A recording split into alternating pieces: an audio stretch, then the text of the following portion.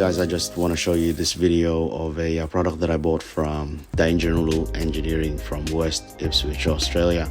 It's the CZ extended magazine release. Because we all know the stock one, you have to claw with your fingernails, and it's quite hard to find, especially when you're in a match.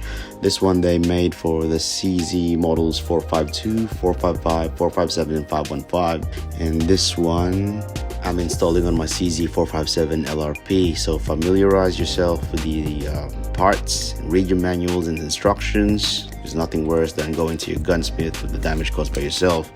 So before anything else, a kind reminder to everyone that safety is your top priority here, not your new toy.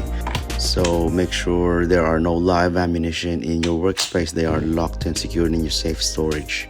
So put your rifle on safe, take off the magazine, open your bolt and do a visual check on the rifle's chamber. Take the bolt out.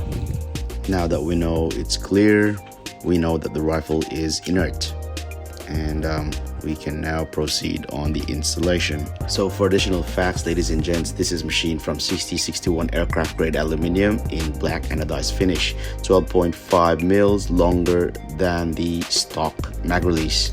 So you will need a Torx wrench or screw, whatever it is, and then take it to your workbench. I always like to use rags so I don't cause any nasty unwanted scratches on my rifle. With this one, I'm not gonna bother taking off my scope. So you know how that goes. If I take it off, I'm gonna have to re-zero again.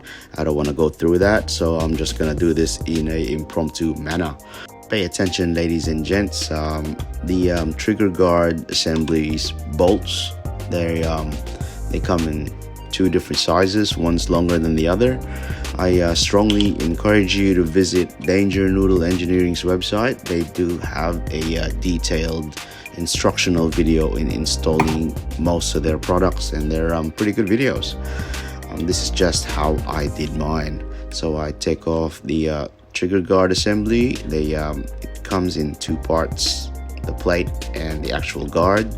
They come apart, so yeah, make sure you be very careful and try your very best not to lose any of the parts. So yeah, the stock comes off very easy, and with this one we'll be tinkering more on the magwell assembly.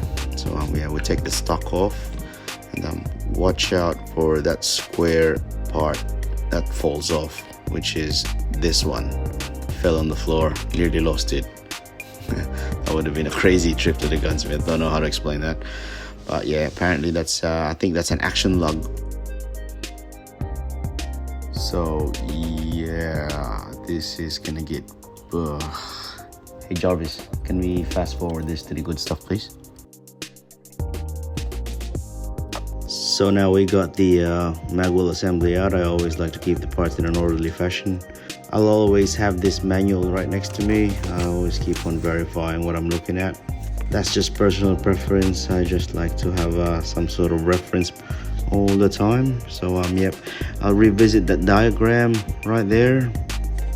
And then yeah, as you see, this magwell assembly here, it does have a pin that holds that factory magazine release. So yep, you can see the difference. That's the length of the Dangernoodle. I'm gonna use a pin.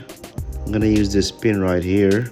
I don't have a vast array of tools, so I found this pin. I'm just gonna use that to push the mag release pin out, and using the pin itself to hold everything in place. So watch out for the springs here, ladies and gents. Yeah, they might fly out. Just keep an eye out. So that's the stock magazine release. So as you can see, yeah, that's what it does. Yes, yeah. So as for a size comparison with these two, as you can see, there's quite a bit of difference there. This Dangernoodle one, that's quite lengthy. Makes it easier for you instead of like clawing it with your fingernails with the stock one. So this one, I just use a syringe, a filled it up with a lithium grease. It's just normal automotive lithium grease. Works a lot cheaper that way. And yeah, I just use grease quite liberally on these parts just to avoid premature wear on them. Works really well. So as you can see there's a recess on these levers for the spring. So I just loaded that with grease, and it helps to hold that spring so you don't lose it. And then I use that pin again, get it ready, and then line up the new mag release, and then insert the pin, and there you go. So obviously that's not the pin that we're using. So this is the pin that came from factory. We're just gonna use that skinny pin as a guide and push this through, and yeah, it should go in without much difficulty, like so. Just give that a light tap, in this case with my screwdriver. There you go, and it's done. So the skinny pin folds off and it's done. There you go. Do some checks and fit it back in, and that should be fine. In some cases, others they do have problems with this one.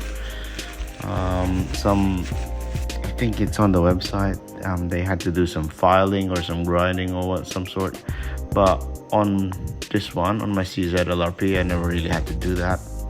It worked a treat. So yeah, so there you go.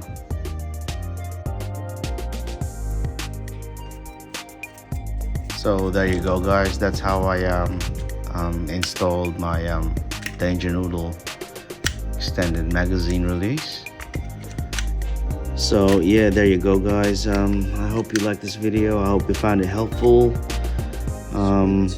If you like this sort of content, just yeah, feel free to or share this with your friend, whatever.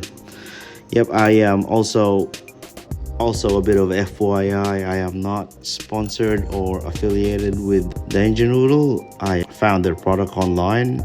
Yeah, I do believe that, yeah, this would help me with my shooting needs. So I bought this with my own money.